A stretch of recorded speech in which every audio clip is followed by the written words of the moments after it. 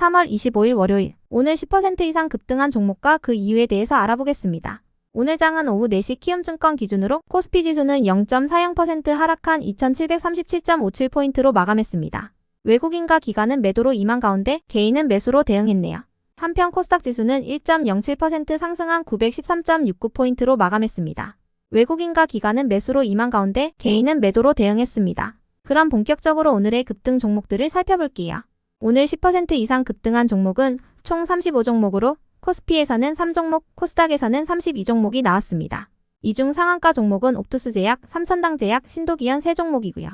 오늘 하한가 종목은 없었습니다. 총 35개의 급등 종목 중 상위 30개 종목들을 섹터별로 묶어보니 3개 테마로 나눠볼 수 있었어요. 그 외 나머지는 개별 이슈로 오른 종목들인데요. 먼저 1번 제약바이오 섹터입니다. 삼성바이오로직스의 자회사인 삼성바이오 에피스가 희소질환을 표적한 다수의 유전자 치료제 신약 후보물질을 발굴했고 올해 들어 동물실험 등의 전임상 단계에 들어간 것으로 전해졌습니다. 바이오 업계에서는 삼성바이오의 이러한 움직임을 보고 그동안 미국, 유럽 등에서 기술을 이전받거나 인수합병을 검토하던 삼성이 자체 개발로 전략을 선회했다는 분석이 나오고 있어요. 한편 삼천당제약은 아일리아 바이오시밀러가 서유럽 9개국과 독점 공급 계약을 체결했다는 소식을 전했는데요. 이번 계약은 파트너사 총 매출의 55%를 수령하는 조건으로 유럽 시장에서 삼천당제약의 입지가 더욱 강화될 것으로 예상되고 있습니다. 더불어 아리바이오가 중국 제약사가 먹는 치매약에 대한 독점 판매권을 체결했다는 소식 및 최근 일본에서 치사율이 30%에 달하는 STSS가 확산되고 있다는 소식도 지속 이슈로 작용되면서 오늘 제약 바이오 기업들이 강세로 마감해 주었네요. 이 중에서도 HLB그룹주들은 최근 HLB가 HLB 테라피틱스의 유상증자에 참여하여 지분을 확대한다는 소식이 지속 호재로 작용된 모습이었습니다. 다음은 이번 곡물 사료 섹터입니다. 유럽연합이 저번 주 금요일 러시아와 벨라루스산 곡물을 겨냥하여 관세 폭탄을 예고했다는 소식입니다. 유럽연합 행정부 집행위원회는 유럽연합 27개국으로 수입되는 러시아와 벨라루스산 곡물 유지종자와 관련한 파생상품에 대해 톤당 95유로 또는 수입가격 기준 50%의 관세를 부과하는 방안을 제안했다고 전해졌는데요. 이는 사실상 러시아산 곡물의 수입을 금지하는 조치로 해석되고 있습니다. 이와 관련하여 유럽연합 당국자는 이번 조치가 저가의 러시아와 벨라루스산 곡물 수입 급증에 따른 유럽연합 시장의 불안정을 막고 우크라이나에서 훔친 곡물을 러시아산으로 둔갑하여 수출하는 행위를 금지하기 위한 것이라고 밝혔어요. 이러한 소식 속 곡물 및 사료 관련주들이 시장에서 부각되었습니다. 다음은 3번 2차전지 섹터입니다. 배터리 양극재 제조업체인 LNF가 SK온과 전기차용 하이니켈 양극재 공급 계약을 체결했다고 밝혔습니다. LNF와 SK온의 조단위 대규모 공급 계약은 2021년 1조 2천억 원의 계약에 이어 두 번째인데요. 해당 소식에 2차전지 관련주 일부가 강세를 보였으며 이 중에서도 중앙첨단소재는 감사보고서 제출 및 환기 종목에서 해제된다는 소식이 지속 호재로 작용된 모습이었네요. 그 외 나머지는 개별 이슈로 오른 종목들인데요. 먼저 신도기현은 같은 국내 기업인 디폰과 함께 최근 사우디아라비아 국영기업 이아로지와 스마트 윈도 사업 협력 양해각서를 교환한 것으로 전해지면서 상한가로 마감했습니다. 이아로지는 세계 최대 규모의 석유화학 기업인 사우디 아람코의 관계사로 3사는 현지 합작사 설립과 생산 라인을 짓기로 했다고 알려졌는데요. 신도기현은 디폰의 스마트 필름 기술을 토대로 스마트 윈도 공정 설비를 구축할 예정이며 이아로지와 함께 사우디 생산 라인을 확보하여 현지의 스마트 윈도 제품을 공급할 방침으로 전해졌습니다.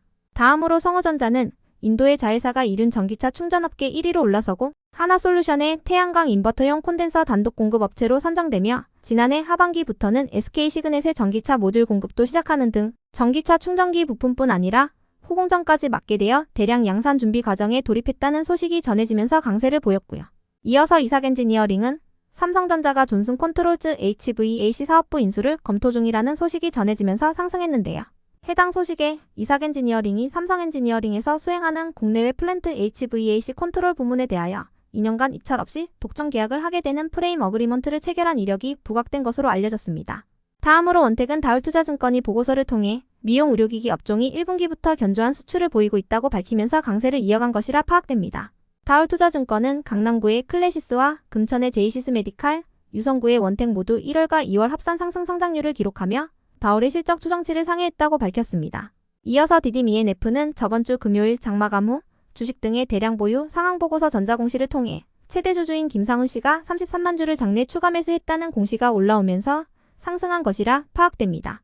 이로 인해 최대 주주인 김상훈 씨의 보유 지분율은 7.6%에서 8.2%로 증가했는데요. 김상훈 씨와 디디미엔F는 경영권 분쟁을 진행 중인 것으로 알려져 있습니다. 한편 우주일렉트로와 아이패밀리SC의 오늘 급등 이유는 파악되지 않았고요. 이어서 HMB 디자인은 저번 주 금요일 장마감 후 운영자금 확보 목적의 100억 원 규모 전환 사채권 발행 공시가 있던 종목인데요. 해당 소식 및 적정 이견의 감사보고서 제출 소식이 호재로 작용되며 강세를 이어간 것이라 파악됩니다. 한편 동신건설의 오늘 급등 이유는 파악되지 않았지만 동신건설은 총선을 앞두고 최근 이재명 관련주로 강세를 보였던 종목이니 참고해 주시고요. 이어서 글로벌텍스프리는 지난주 적정 이견의 감사보고서를 제출하면서 상승한 것이라 파악되고요. 끝으로 플래스크는 경영권 양수자인 모티바 코리아의 임신영 대표가 플래스크의 주식 61만 주를 장내 매수한 사실이 전해지면서 상승했습니다.